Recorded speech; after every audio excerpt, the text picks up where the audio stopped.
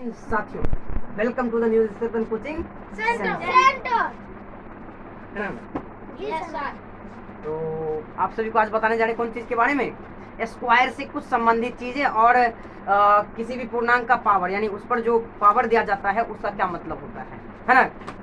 यानी पावर के बारे में तो बहुत सारा कुछ बता चुके हैं ना, तो है ना, पता है क्या है? लेकिन इसमें क्या है, तुमको आज ऐसा बताऊंगा कि जैसे पावर होता है तो उसके ऊपर भिन्न जो दिया जाता है उसको कैसे लिख पाओगे तुम। जैसे तुम मान लो यहाँ पर तुम्हारे पास है कोई संख्या ले लेता हूँ, जैसे 64 है ना? कोई संख्या 64, इस पर पावर कितना का है? 1/2 का, है ना? 64 के ऊपर कितना का पावर? 1/2 का पावर है। कितना का? 1/2 का।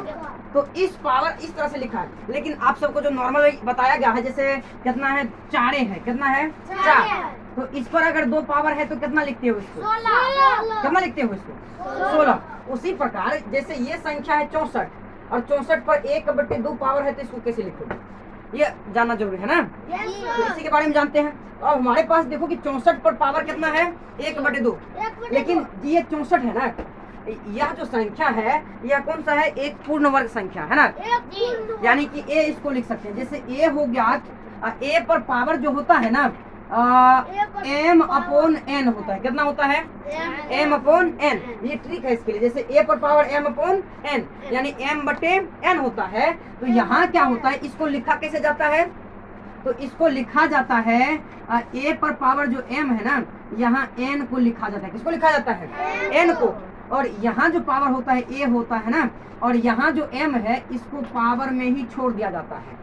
इसको क्या किया जाता है? पावर में ही छोड़ दिया जाता है। मतलब इसको समझो, इसी पर अगर तुम कोई भी क्वेश्चन को हल कर सकते हो। तो यहाँ पर कितना है? 3 है, 3 नहीं n है, और यहाँ पर m है। लेकिन इसी को ऐसे लिखा जा सकता है। कैसे? इसी को ऐसे लिखा जा सकता है, a पर पावर m और यहाँ n लिख सकते हो। चलो मिटा देते इसको, तो क्या दिक्कत है? लेकिन ऐसे लिख सकते हैं इसको। हाँ, जब इसी को लिखा गया ये संख्या, इसी को लिखा गया ये संख्या, तो इसको डायरेक्ट ऐसे नहीं लिख सकते हैं? लिख सकते हैं ना? तो ऐसे मैं लिख दूं इसको, तो लिख देते हैं अपना सब फटाक से। तो वास्तव में जब ऑब्जेक्टिव जब तुम सवाल सॉल्व करने लगना ना, तो इतना ट्रिक लिखने की जरूरत नहीं है। फटाक से ऐसे लिखना, डायरेक्ट बस काटा देना है। कोई दिक्कत? जवाब सेकंडों में आना चाहिए। तो हमारे पास देखो, जैसे क्या बताए तुमको, a का पावर जो है अगर m/n होता है तो उसका क्या हो जाता है? पावर उसका क्या होता है? अरे तो यहाँ जो रूट होता है 2 नहीं, यहाँ पर n को लिखा जाता है, और यहाँ का a पर पावर m होता है ना? तो वही पूर्णांक यहाँ लगा देते हैं, यही ट्रिक्स लगा देते हैं यहाँ पर। तो हमारे पास है 64, a की वैल्यू है ना, तो 64 है, इसका पावर है 1/2 है ना? तो इसको अगर लिखा जाएगा 64 पर पावर 1/2 जो है, तो यहाँ ऐसे लिख देंगे। यहाँ जो होगा ऊपर वाला जो संख्या होता है वो m का होता है। किसका? m का। तो इसमें जो है m और इसमें क्या हो गया? n है ना? तो यहाँ क्या हो रहा है? 64 है, तो यहाँ पर क्या कर दे? n की वैल्यू कहाँ लिखना है? यहाँ पर लिखना है।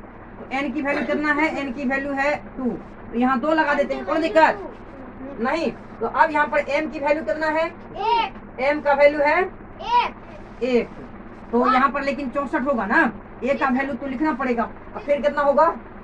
m का वैल्यू, तो m का वैल्यू है 1 इस पर पावर। तो इसको क्या लिखा जाएगा? इसको लिखा जाएगा 2, और यहाँ पर कितना हो गया? 64 है ना? यानी कि यहाँ पर पावर जो 2 है, अगर ऐसे लिखा होता है तो ये एक वर्गमूल दिख रहा है ना? तो 64 किसका वर्गमूल है? अति 64 का वर्गमूल क्या होता है? 8 होता है ना? 64 का वर्गमूल 8। तो ये जो 8 हो गया, तो ये हो जाएगा इसका आंसर। किसका आंसर? तो ये जो 64 पर पावर 1/2 है, यानी 64 का जो 1/2 पावर होता है वह 8 के बराबर है। किसके बराबर? 8 के बराबर। किसी को है आपत्ति?